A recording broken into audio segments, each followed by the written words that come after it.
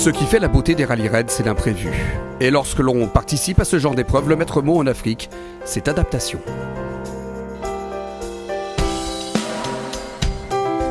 On oublie la journée marathon parce que je ne veux pas mettre de stress et de pression aux compétiteurs puisque nous ne sommes même pas sûrs d'avoir les hélicos demain en temps et en heure. On va faire tout ce qui est en nos possible pour qu'ils partent et qu'ils soient là pour le départ de la spéciale à 10h36. Mais voilà, on est un peu dépendant de la météo. Vous savez, ce sont les aléas de la course. C'est la deuxième fois qu'on annule le spécial. Aujourd'hui, on a annulé parce qu'il n'y avait pas les hélicos. Et moi, je ne peux pas me permettre de laisser partir des concurrents dans la pampa comme ça. Non, ça, c'est juste pas possible. Donc, c'est sûr que ça, je n'ai pas fait de gaieté de cœur. Mais l'intégrité des compétiteurs passe avant tout. Les hélicos ont enfin pu quitter Dakhla où ils étaient bloqués et la course a donc pu reprendre. Les choses sérieuses en Mauritanie ont alors débuté. 480 km de spécial avec de l'herbe à chameau, des dunes et de la navigation entre Gare du Nord et Chamy. Mais avant de se plonger dans cette première spéciale mauritanienne, revenons sur la visite qu'a reçue le bivouac hier soir. Il est environ 20h lorsque Madame Khadija Mbarek Fall, ministre du Commerce, de l'Industrie et du Tourisme, vient en personne saluer les compétiteurs.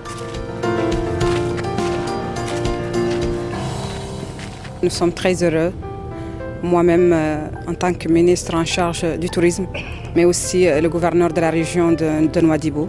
Nous sommes ici ce soir à Chamy pour vous accueillir, mais aussi pour partager avec vous ces moments importants et vous encourager, mais aussi vous féliciter parce que c'est l'un des passages les plus importants.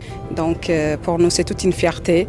Nous vous souhaitons vraiment la bienvenue parmi nous. Et je remercie aussi les autorités sécuritaires pour le grand travail qui est fait pour assurer et garantir la sécurité et le passage de ce rallye aussi important qui est le rallye Africa Eco Race. Encore une fois, bienvenue et bonne soirée, bon trajet surtout. Merci. Et que le meilleur gagne. Vraiment, nous sommes très fiers de l'avoir reçue. Et qu'elle nous ait rendu visite parce que c'est pas à côté, hein. Elle a fait plus de 200 km pour venir nous voir. C'est une personne vraiment formidable, très dynamique et il a une équipe. Et puis le Wali aussi qui est venu de Nouadhibou, donc vraiment nous sommes bien accueillis en Mauritanie. Même si moi j'ai des relations extraordinaires avec pratiquement tout le monde, c'est un geste fort. Une journée de repos plus une journée annulée, n'en fallait pas moins pour aiguiser les appétits de tous. Sur la ligne de départ ce matin, tous les concurrents étaient pressés de reprendre la piste.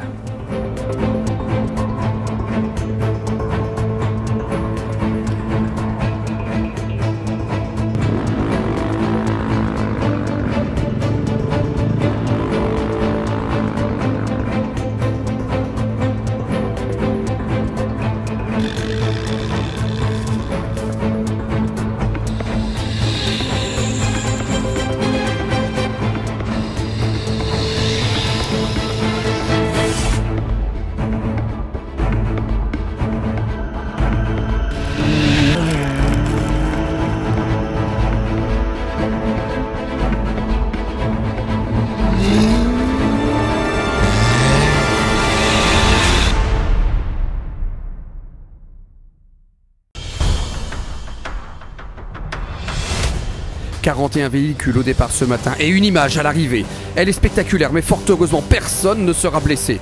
Dominique Laure, leader au général, et Sergei Kuprianov, vainqueur de la dernière spéciale, se percutent juste avant la cellule de chronométrage de la ligne d'arrivée. Les secondes qui suivent sont angoissantes, mais très vite les pilotes et copilotes sortiront indemnes de leur Optimus. Dominique Laure seulement touché au genou.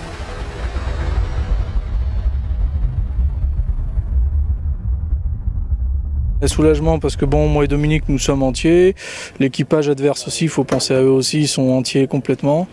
On n'a pas trop compris, on se tirait la bagarre, on a vu les portes au loin de l'arrivée, on était sur notre trace, eux étaient partis très à droite, ont voulu refaire une boucle vers nous et moi je l'ai tourné la tête et j'ai vu que ça allait taper, il nous a tapé la roue arrière et on est parti en vrille et lui aussi. Malheureusement, Dominique Lor, qui allait gagner cette spéciale, se voit contraint d'abandonner, la voiture étant désormais hors d'usage. La victoire du jour revient finalement à David Gérard du team MD en 2h26 minutes et 40 secondes. Vainqueur et inquiet au moment de franchir la ligne, mais rapidement rassuré quant à l'état de santé de Dominique Lor et Christophe Crespo. Patrick Martin est finalement deuxième à 12 minutes et 29 secondes. Et sur la troisième marche du podium de cette journée de mardi, on retrouve Jean-Pierre Strugo qui attendait les dunes et la Mauritanie avec impatience. Au niveau des dunes, pas grand chose à dire, c'était même un peu frustrant parce que le premier cordon était très sympa, pas évident, et comme on nous avait annoncé les suivants plus durs, on se préparait et puis finalement ils étaient même plutôt plus faciles. En revanche, je viens d'apprendre qu'à l'arrivée, là il y a eu un crash. Ça prouve qu'en rallye raid il se passe toujours quelque chose. On roulait tranquille, de toute manière Dominique, on savait qu'on ne pouvait pas aller le chercher à la régulière. Je pensais qu'il pouvait lui arriver soit un ensablement, soit un petit problème mécanique, mais alors ça, j'étais loin d'imaginer ça. Et puis un mot des camions avec encore une fois la victoire d'Elisabeth Jacinto qui conforte sa place de leader de la catégorie. La Portugaise qui n'aime pas trop le sable a passé sans encombre ses premières dunes de Mauritanie.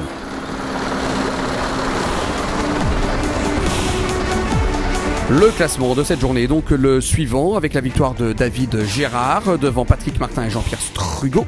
On retrouve à la 5e place le premier camion, celui d'Elisabeth Jacinto. Au général, Jean-Pierre Strugo est ainsi le nouveau leader avec 1h13 minutes et 9 secondes d'avance sur Patrick Martin. David Gérard est 3e, le camion d'Elisabeth Jacinto est 6e.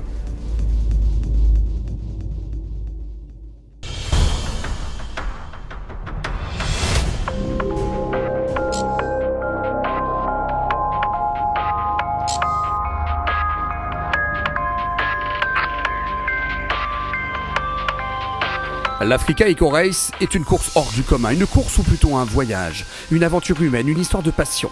L'Africa Eco Race vous emmène véritablement aux portes de l'aventure, mais c'est aux concurrents de les ouvrir pour défier le sort. Cette année encore, on retrouve sur les pistes de vrais aventuriers qui incarnent exactement l'esprit de Thierry Sabine. On est des amateurs et qu'on fait au jour le jour comme on peut. Et après on espère aller au bout. Nous on est 100% amateurs, la voiture c'est André qui la prépare dans son garage.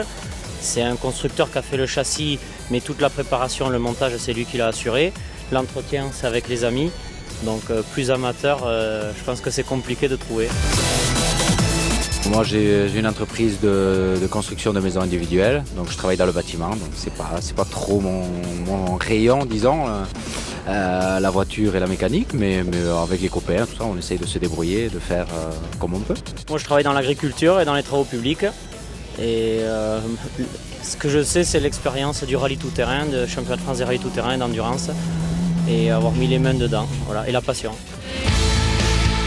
Un rêve, bien sûr, on regardait ça quand on était, lui comme moi, quand on était gamin, et donc on a toujours aimé ça, et puis c'est vrai qu'on se saigne pour pouvoir participer à ce genre de course. Et c'est parce que c'est une aventure, c'est un défi aussi parce que le but c'est aller au bout, et après évidemment que quand on est dans la course on veut faire du mieux qu'on peut, donc on ne veut pas trop se traîner non plus, et voilà, c'est un défi, c'est surtout un défi et un rêve aussi, oui, bien sûr. Première semaine, alors on a vu pas trop mal commencé, et ça a été, puis après on a eu un problème d'alternateur, 3e jour, et donc du coup après le CP1, obligé de sortir de la piste et de ramener la voiture sur la remorque. Et puis après le soir on a réussi à réparer plus ou moins, mais on a passé beaucoup de temps à réparer cette panne, ce problème d'alternateur, et donc on n'avait pas révisé correctement le reste qui avait pas mal souffert. Et donc du coup on a décidé de pas aller sacrifier une journée pour bien réviser, pour mieux repartir le surlendemain. Le Maroc, on en a fait un peu le tour par les petits rallyes qui nous ont permis de nous préparer. La Mauritanie, la grande aventure. Les dires de tous les expérimentés de ce terrain qui nous donnent encore plus envie d'y aller, d'aller voir, d'aller plus loin. Donc la stratégie d'André de sacrifier une journée, j'espère qu'elle va payer, et qu'on sera bien préparé pour affronter la plus grosse semaine de l'Africa Race.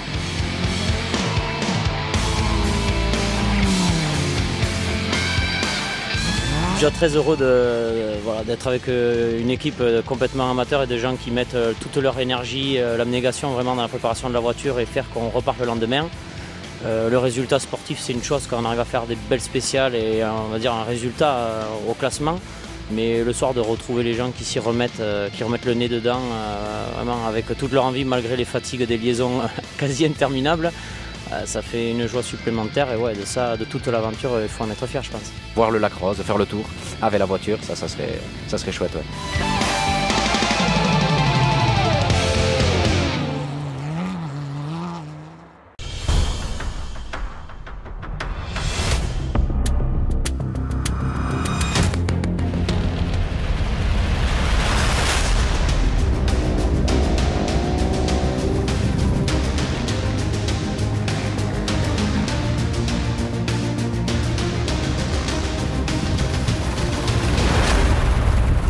Sur deux roues, ce sont 43 motards qui ont pris la piste ce matin et Alexandro Boturi a limité une nouvelle fois les dégâts en prenant la 3e place après avoir bien géré sa journée. Tout comme Ulf Valsetter, heureux lui de retrouver le sable de Mauritanie. Le Norvégien espère même plus de dunes dans les jours à venir. En tout cas aujourd'hui, il a roulé une bonne partie de la journée avec Boturi. Et puis la victoire d'étape revient à un autre Italien, Simone Agazzi, parti 5e au guidon de sa Honda. Agazzi n'en revenait pas lorsqu'on lui a annoncé sur la ligne qu'il avait réalisé le scratch et parcouru les 480 km de spécial en 5 heures, 14 minutes et 28 secondes. Une première victoire d'étape pour Agazzi qui avait connu une 4e journée bien compliquée au Maroc, le privant d'une victoire finale.